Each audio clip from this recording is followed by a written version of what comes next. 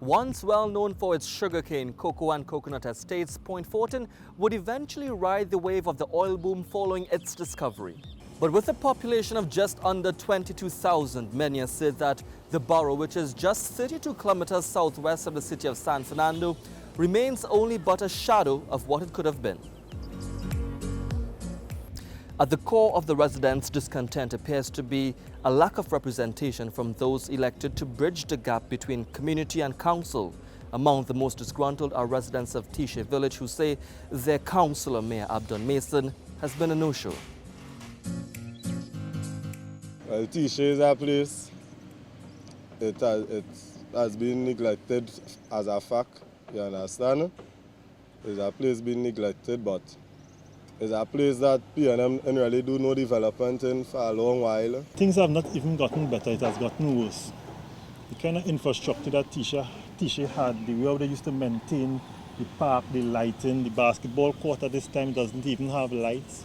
The mayor, which is the councillor for Tishe Grapo, have done nothing for us for the last 5 years. You have a community centre building there. He fire all the locals and bring in Venezuela, which you don't have a problem with it. But at least get the local at a job. But Councillor Mason says, contrary to the claims made, he's been highly visible in his community and suspects the discord stems from something more deep-rooted. But the mindset of the people must change. I am not going to spoon-feed anybody in any community. The community residents need to understand, for a community to grow, to develop, to advance, it takes all of us, not just the politician. I have given my full time for the last term as a representative. Among the issues plaguing some of the 6 electoral districts are that of recurring flooding, which residents of Egypt Village say could be minimized with more drainage works. A year back, rainy for 2 days straight. And I came in from work and I had traffic from quite on the road. Was keeping that traffic. When I came here, I live in right there. I cannot even drive to go down there. Whenever it rains in the back of Egypt, all the water come down. So the local government, whoever is responsible, need to pay more attention to that, because if we get something like even a good 2 days of rain, we're going to have some serious problems. No, we need more. Like, we could do it some more drainings and things so we could get the water functioning and we really want it to function, so, you know. Councillor Kwesi Thomas also agrees more can be done. However, limited funding from central government has been an issue. There's only one drain that takes the water out of Egypt, which comes from New Village, takes the water out of Egypt, carries it through Jamaica and then to the sea, one drain. So as people, more houses develop, they'll have more and more water coming through the area, and that maybe causes some of the problem. We've been doing some work, but there's more work that needs to be done. Despite boasting of being one of the lowest crime-affected communities, there still appears to be a level of insecurity as expressed by these market vendors. This market has no security, nothing solved for it. The time our police inside here. They put new goods and the teeth in it out. If we have a apple in there, we can't stand up and sell, because it's leaking very bad. And they say they have no money to pay no security. Just yesterday, I lose a whole bag of garlic. I lose about $800 in sold fish. It had security, but now they say it have no security. When asked about this concern, the mayor stated, If they said that they are not comfortable with or they are not satisfied, we'll work towards satisfying it in the future. it has also now become nearly impossible to disassociate Point Fortin from bad roads, as residents from Fani Village and Capdeville explain.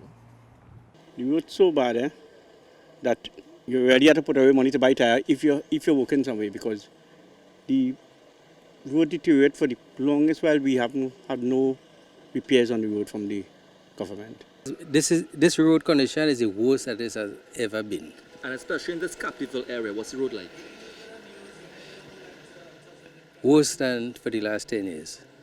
You're looking at every 40 meters, literally, is a pothole. Right? The length of time that you span between what's coming to fix and repair, or even the local government to do something, it's ridiculous. Every single day is an issue.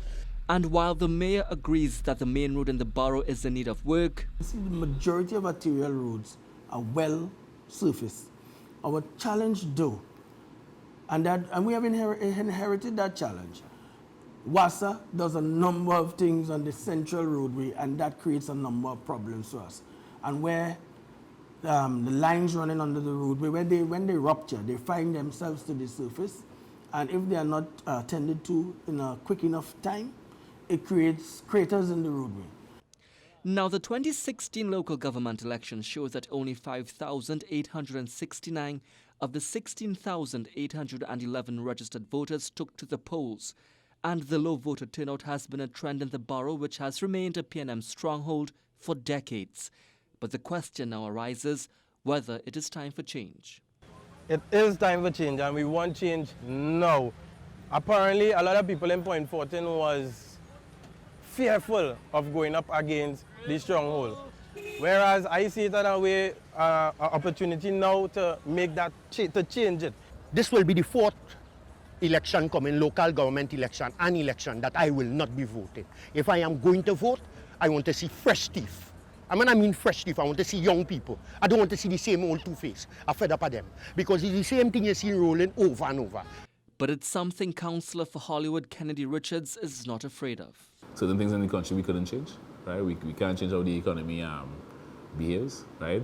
But what we could do is change the way how we react to what we have, right? And the service that we have given to the people at Point Fortin is second to none. Time will tell whether or not residents of the 6 electoral districts will take to the polls to demonstrate their desire for change or their contentment with the state of the borough. Jesse Ramdale, CNC3.